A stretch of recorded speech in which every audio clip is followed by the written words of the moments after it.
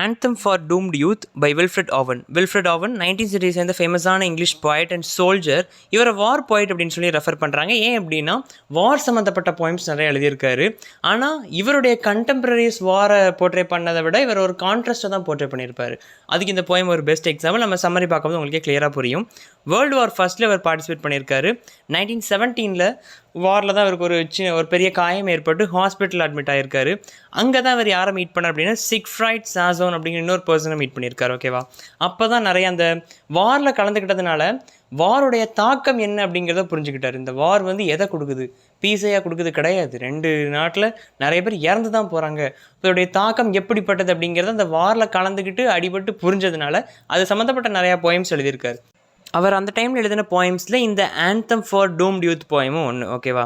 எழுதின அந்த போயமை அவர் அங்கே மீட் பண்ண அந்த பர்சன் சிக்ஃப்ரைட் சாசன் கிட்ட கொடுத்து பாருங்க அப்படின்னு சொல்லி இந்த மேனஸ்கிரிப்டை கொடுத்துருக்காரு. அவர் அதை பார்த்துட்டு ஆந்தம் அப்படிங்கிற அந்த டைட்டில் அந்த இதை இவர் தான் வைக்க சொல்லியிருக்காரு.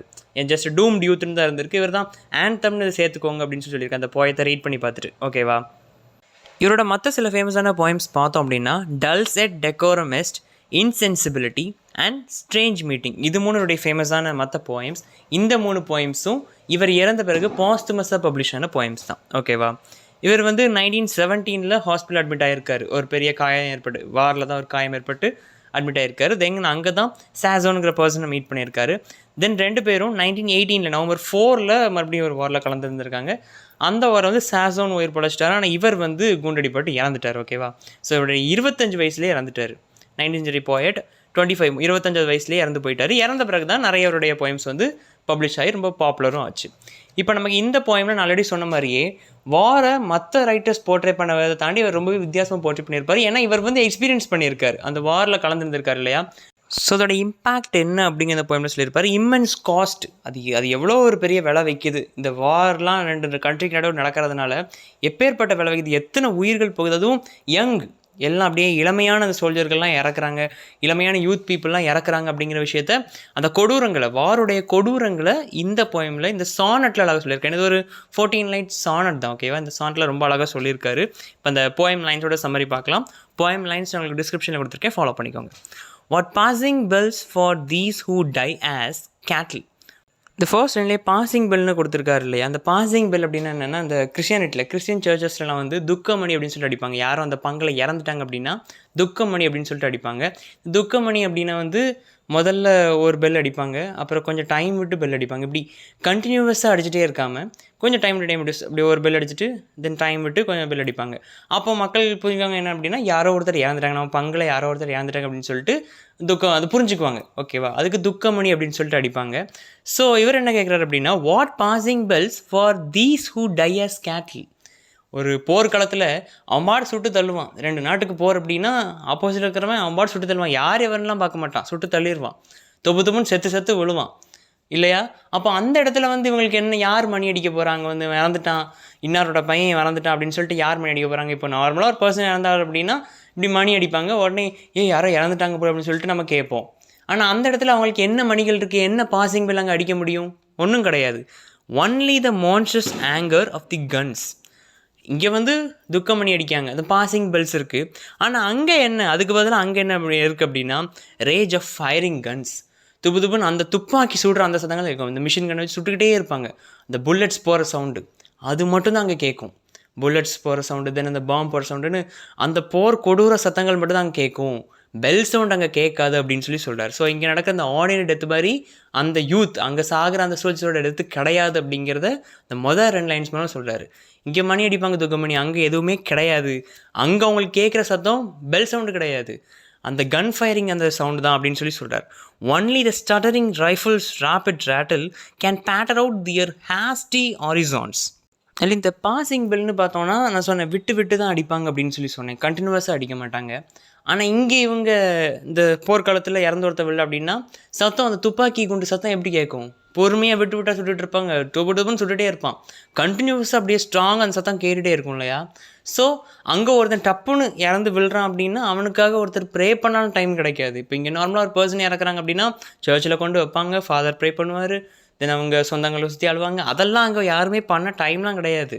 அவங்களுக்கு கேட்கக்கூடிய ஒரே சவுண்ட் என்ன சவுண்டாக இருக்கும்? கன் சவுண்ட் மட்டும்தான். இப்போது இவன் ஒருத்தன் விழுந்துட்டான்னு ஐயோ என் ஃப்ரெண்டு விழுந்துட்டான்னு போய் அவன் இன்னொருத்தாங்க ஐயோ பாவன் ப்ரே பண்ணவோ இல்லை மௌன் பண்ணவோ போனான் அப்படின்னா அவனை சுட்டு தள்ளிடுவாங்க இல்லையா. ஸோ எல்லாருமே அந்த இடத்துல அந்த நம்ம தப்பிக்கணும், அவனை காலி பண்ணணும், எதிர்நாட்டுக்கான காலி பண்ணணும், அந்த இடத்துல தான் இருப்பாங்களே தவிர ஒருத்தன் விழுந்துட்டான் அவனுக்காக போய் ப்ரே பண்ணுவோம் அப்படின்லாம் யாரும் இருக்க மாட்டாங்க. ஸோ அங்கே இறந்து விழுறவங்களுக்கு பெல் சவுண்ட் கேட்காது, ப்ரே பண்ணலாம் அங்கே டைமே கிடையாது. அந்த ஹேஸ்டி ஆரிசோன் அப்படின்னா ப்ரேயர், ஓகேவா. ஸோ ப்ரேயர் பண்ணலாம் அங்கே எந்த டைமும் கிடைக்காது, அங்கே ப்ரேயர் பண்ண சான்ஸும் கிடையாது. அங்கே திரும்ப திரும்ப கண்டினியூஸாக அந்த ரைஃபிள் குண்டு சத்தம் கேட்டுகிட்டே, துப்பாக்கி குண்டு சத்தம் கேட்டுகிட்டே தான் இருக்கும். ப்ரேயருக்கெலாம் அங்கே எந்த ஒரு டைமும் கிடையாது, யாருக்கும் அது கேட்டுக்கலாம் முடியாது அப்படின்னு சொல்லி சொல்கிறாரு. No mockeries no for them, no prayers nor bells. Already மேலே சொன்னது தான். அங்கே ஒருத்தர் விழுந்துட்டாங்கன்னா அவங்களுக்கு இந்த மாஸ் வைக்க மாட்டாங்க, ப்ரேயர்ஸ் எல்லாம் இருக்காது, பெல் அடிக்க மாட்டாங்க. இது எதுவுமே அங்கே நார்மலாக இங்கே ஒருத்தர் இறந்தால் என்ன பண்ணுறோமோ அதெல்லாம் அங்கே இருக்கவே செய்யாது. Nor any voice of mourning save the choirs. Then இதுவும் அதே தான். இங்கே வந்து மோன் பண்ணுவாங்க. இப்போ ஒருத்தர் இறந்துட்டாருன்னா அவர் சர்ச்சில் கொண்டு போய் வைப்பாங்க, இல்லை வீட்டில் வச்சோ அழுன்னு அழுவாங்க இல்லையா. இப்போ சர்ச்சில்னா வந்து மோஸ்ட்லி லேடிஸ்லாம் அங்கே கிரேவ்யார்டுக்கு போகக்கூடாது இல்லையா, மென் மட்டும்தான் போகணும். அப்போ அந்த சர்ச்சில் இருந்தால் எடுத்துகிட்டு போகிறாங்க அப்படின்னா அங்கே வச்சே அழுது தீப்பாங்க ரொம்ப. ஏன்னா அதுக்கு மேலே டெட் பாடியை பார்க்கணும்னு சொல்லிட்டு ரொம்ப அழுவாங்க, வீட்டில் வச்சு அழுவாங்க, லாஸ்ட்டாக பார்க்குறோம் அப்படின்னு சொல்லிட்டு ரொம்பவே அழுவாங்க இல்லையா, அந்த ஒரு நாள் ரொம்ப அழுவாங்க போட்டு. ஆனால் இந்த வார் ஃபீல்டில் அதெல்லாம் நடக்காது, அதெல்லாம் எதுவுமே இருக்காது. அங்கே மோன் பண்ணுறதுக்குலாம் யாருக்குமே டைம் இருக்காது. நேற்று நைட்டு நான் என் ஃப்ரெண்ட் கூட பேசிட்டு இருந்திருப்பேன். ஒரு எக்ஸாம்பிளுக்கு அவனோட சோல்ஜர் 2 பேர் சோல்ஜர்னால் பேசிகிட்டு இருந்திருப்போம். மார்னிங் அவனை வார் ஃபீல்டில் கொண்டுட்டாங்க, நான் அவனுக்காக உட்காந்து அங்கே அழ முடியாது, அழுதான் என்ன செத்துருவேன். ஸோ அங்கே அந்த மார்னிங் அதெல்லாம் எதுவுமே இருக்காது. கொயர், இங்கே இந்த கொயர் மொத்தமாக குரூப்பாக இருந்து பாடுவாங்க சர்ச்சில், இது மார்னிங் சாங்ஸ்லாம் பாடுவாங்க, அதெல்லாம் அங்கே பாடலாம் முடியாது, அங்கே எதுவுமே இருக்காது அப்படின்னு சொல்லி சொல்கிறாரு. The shrill, demented choirs of wailing shells and bugles calling for them for sad shires. இதுக்கு முன்னாடி பார்த்தா 6 லைன்ஸில் வந்து என்ன சொன்னாருன்னா இதெல்லாம் அங்கே இருக்காது. நார்மலாக இங்கே ஒரு பர்சன் இறந்தால் அவங்களுக்கு ஒரு மாஸ் நடக்கும், சர்ச்சில் வந்து வைப்பாங்க, துக்கமணி அடிப்பாங்க, தென் மார்னிங் சாங்ஸ் போடுவாங்க, அழுவாங்க எல்லோரும் உட்காந்து, நிறைய ரிச்சுவல்ஸ்லாம் உண்டு. அது எதுவுமே அங்கே வார் ஃபீல்டில் இறக்குற அந்த சோல்ஜர்ஸ்க்கு நடக்க போகிறது கிடையாது. முழுக்க துப்பாக்கி சத்தம் தான் கேட்கும், கலவர பூமியாக தான் இருக்கும், அங்கே அழுது புலம்பெல்லாம் நேரமே கிடையாது, செத்தா அவ்வளோதான் முடிஞ்சு போச்சு. இங்கே மாதிரிலாம் கிடையாது அப்படின்னு சொல்லி சொன்னார். த ஷ்ரில் டிமெண்டட் கொயர்ஸ் ஆஃப் வெயிலிங் ஷெல்ஸ். அப்போ அங்கே என்ன தான் கேட்கும், ஹை பிச்டு வாய்ஸ். இங்கே அப்படியே இங்கே கத்த முடியாது. இப்போ ஒரு வீட்டில் யாரும் ரொம்ப கத்தி ஆள்றாங்க அப்படின்னு சொல்கிறத விட அந்த வார் ஃபீல்ட் அளவுக்கு சவுண்ட் இருக்காது இல்லையா, அங்கே ரொம்ப சவுண்ட் அதிகமாக இருக்கும். கத்தி கத்தி கமன் கொடுப்பாங்க, தென் இந்த பாம்பு விழுற சத்தம், அப்படியே பிளாஸ்ட் ஆகிற சத்தம், இதெல்லாம் ரொம்ப வாய்ஸில் ஹை ஷ்ரில் டிமெண்டட் ஹை பிச்டு வாய்ஸ் தான் கேட்குற மாதிரி இருக்கும். மோஸ்ட்லி ஒரு கமன் கொடுக்காங்க அப்படின்னா பொறுமையாக சொன்ன கேட்காது, கத்துவாங்க, வழியில் கத்துவாங்க. ஸோ இந்த மாதிரி அங்கே எல்லாமே அந்த மாதிரி ஹை சவுண்டில் தான் இருக்கும், இங்கே மாதிரி இருக்காது அப்படின்னு சொல்லி சொல்கிறாங்க. ஸோ அங்கே சுற்றி இருக்கிறவங்க கேட்குற சவுண்ட் இதாக தான் இருக்கும். இறக்குற தருவாயில் போகிறத சொல்லிட்டாங்க அப்படின்னா செத்துட்ருக்கான், படுத்து செத்துட்ருக்கான் அப்படின்னா அவன் கேட்குற சவுண்ட் இதாக தான் இருக்கும். And bugles calling for them for sad shires. இந்த பகிள்ஸ் ப்ளோ பண்ணுவாங்கள்ல, இப்போ இறந்துட்டாங்க அப்படின்னா அந்த மிலிட்ரியில் இந்த மோஸ்ட்லி இந்த பெரிய பெரிய தலைவர்கள் இருந்தால் கூட இந்த பகிள்ஸ் ப்ளோ பண்ணி தான் அந்த துப்பாக்கி சுடுவாங்க இல்லையா, அந்த பகிள்ஸை ரெஃபர் பண்ணுறாங்க. லாஸ்ட்டாக அதில் வாரெலாம் முடிஞ்ச பிறகு இத்தனை பேர் வந்திருக்காங்கன்னா அந்த பகிள் ப்ளோ பண்ணி மரியாதை கொடுப்பாங்க. ஸோ அந்த பகிள் ப்ளோ பண்ணுற அந்த இது எதை ரெஃபர் பண்ணுதான் அப்படின்னா இந்த இவங்களுக்காக அந்த சொந்த ஊரில் ஜனங்கள் காத்துட்ருப்பாங்க இல்லையா, அப்பா அம்மா இருப்பாங்க, சொந்தக்காரங்க இருப்பாங்க, மேபி கல்யாணம் முடிஞ்சு ஒய்ஃப் இருப்பாங்க, அப்படி இல்லைன்னா குழந்தைங்க இருக்கும், எல்லாம் வெயிட் பண்ணுவாங்க இல்லையா, அவங்க அப்படி கூப்பிடுற அந்த இதோட இந்த பகிள் ப்ளோ ஆகிற அந்த சவுண்டை கம்பேர் பண்ணுறாரு ரைட்டர், ஓகேவா. தென் அடுத்து, what candles may be held to speed them all not in the hands of boys but in their eyes shall shine the holy glimmers of goodbyes. இந்த candle வந்து mostly இந்த Christian ரிலீஜனில், மற்ற ரிலீஜனில் வந்து இந்த விளக்கு ஏற்றுவாங்க. ஸோ ரெண்டுமே ஒளி தான், லைட் தான் இல்லையா. ஸோ இந்த ஒளி எதை சஜஸ்ட் பண்ணுது அப்படின்னா ஹோப். எதுக்கு இந்த இது, இவங்க ஒரு நம்பிக்கை என்னென்னா ஆஃப்டர் லைஃப் அப்படிங்கிறது வந்து எல்லா மதத்துலேயுமே இருக்குது. இப்போ ஒரு பர்சன் இறக்குறாங்க அப்படின்னா அவங்க ஆஃப்டர் லைஃப்பில் கடவுள்கிட்ட போய் இருக்கணும், ஆஃப்டர் லைஃப் உங்களுக்கு கிடைக்கணும் அப்படின்னு சொல்லி ஒரு நம்பிக்கையில் ஒரு விளக்கேற்றுறது, ஒரு மெழுகுவத்தி ஏற்றுறதுன்னு சொல்லி வைப்பாங்க. So what candles may B help to speed them all. இங்கே இறந்துட்டாங்க, இறந்த பிறகு இவங்க சீக்கிரம் போய் சொர்க்கத்தை அடையணும், இல்லை அந்த மறுமையில் போய் சேரணும்னு சொல்லிட்டு எந்த மெழுகுவத்தி நீங்கள் ஏற்ற போகிறீங்க அப்படின்னு சொல்லி கொஷின் கேட்குறாரு. Not in the hands of boys but in their eyes shall shine the holy glimmers of goodbye. இந்த இப்போ அந்த ஒரு சர்ச் வச்சு தான் அவர் மோஸ்ட்லி பேசியிருக்கார் இல்லையா, மேலேருந்து கீழே வரைக்கும். ஏன்னா ஒரு கிறிஸ்டியன் தான். ஸோ அதனால் இந்த சர்ச்சில் ஆல்டர் பாய்ஸ்லாம் உண்டு. அந்த பசங்க இந்த மெழுகுவர்த்தியெல்லாம் தான் கொண்டு வந்து வைக்கிறது, இந்த பீடத்தில் வைக்கிறதுலாம் அந்த பசங்களோட வேலை தான்.